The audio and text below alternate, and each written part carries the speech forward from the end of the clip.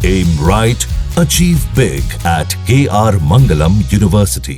Paper mill के अंदर जहां पर पेपर रोल तैयार किया जाता है वहां पर भीषण आग लगी है और दमकल की कई गाड़ियां मौके पर पहुंची है। एक दो नहीं 18 गाड़ियां मौके पर पहुंची आग बुझाने के लिए और फायर अधिकारियों ने मौके पर जाके जेसीबी मशीन बुलाई। क्यों? ताकि दीवार तोड़कर अंदर मौजूद जो सामान है पेपर रोल उसे निकाला जा सके और आग को फैलने से रोका जा सके।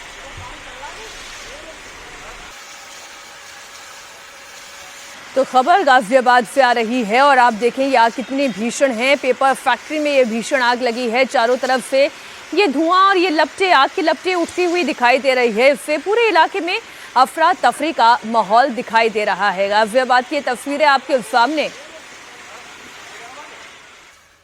और अब खबर आ रही है नवी मुंबई से, जहां एक ट्रक टर्मिनल में भीषण आग लग गई। ये आग इतनी भीषण थी कि दूर तक इसकी लपटें और धुएं का गुबार देखा जा सकता है। बताया जा रहा है कि टर्मिनल में खड़ी हुई कुछ गाड़ियां भी आग की चपेट में आ गई, जिसकी वजह से बहुत नुकसान हुआ है। आग लगने के बाद हादसे वाली जगह पर कई धमाके भी हुए हैं। अभी तक किसी के हताहत होने की कोई खबर नहीं है। मौके पर फायर ब्रिगेड की टीम आग बुझाने के काम में अभी भी जुटी हुई है। तो तस्वीरें आप देख रहे हैं, नवी मुंबई के ट्रक टर्मिनल में ये आग लगी है। आग में कई गाड़ियां जलकर खाक हो गईं, जिससे बहुत नुकसान होने की भी जानकारी मिल रही है।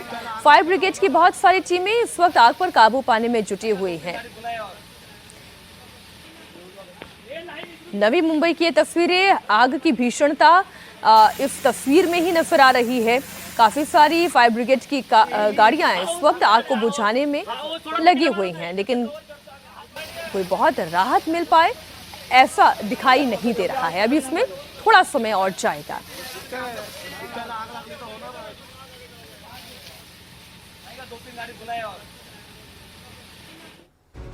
लखनऊ के आम महोत्सव के अंतिम दिन अफरा तफरी मच गई। प्रदर्शनी में रखे हुए आमों की लूट शुरू हो गई। महोत्सव के खत्म होने से पहले ही भीड़ बेकाबू हो गई। लोग प्रदर्शनी के आम उठाकर ले जाने लगे।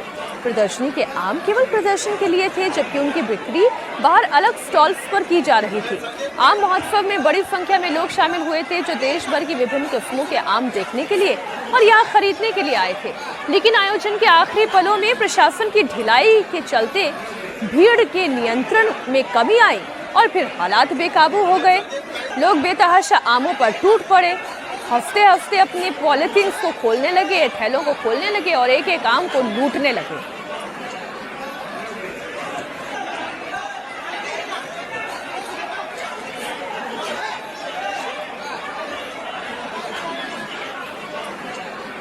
वैसे तो आम दिखाने के लिए थे, लेकिन जैसे ही लोगों को ये लगा अब तो प्रदर्शनी खत्म हो रही है, तो प्रदर्शनी के आम करेंगे क्या, तो चलिए इसे लूट लिया जाए, लूट कर खा लिया जाए।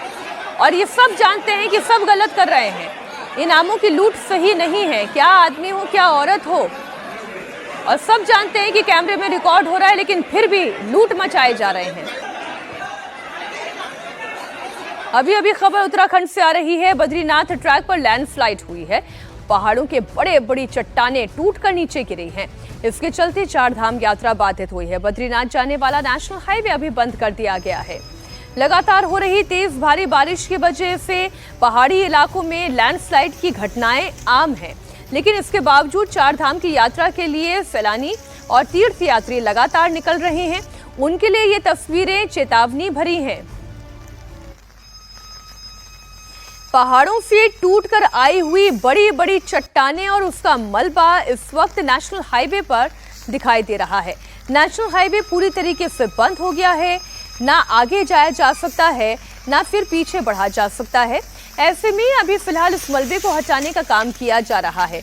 चार धाम यात्रा के लिए निकले हुए तीर्थयात्रियों के लिए ये समय ठीक नहीं है। हम तो इतनी ही सलाह दे सकते हैं कि फिलहाल पहाड़ों पर बहुत तेज बारिशें हो रही हैं। जगह जगह कहीं लैंडस्लाइड की घटनाएं सामने आ रही है, कहीं बादल फटने की घटनाएं सामने आ रही हैं। ऐसी परिस्थिति को देखते हुए फिलहाल चार धाम की यात्रा का अगर आप मन बना रहे हैं तो फिलहाल रुकें, थोड़ा सोचें समझें और फिर आगे बढ़ें। भूस्खलन के चलते भी लोगों को परेशानियों का सामना करना पड़ रहा है।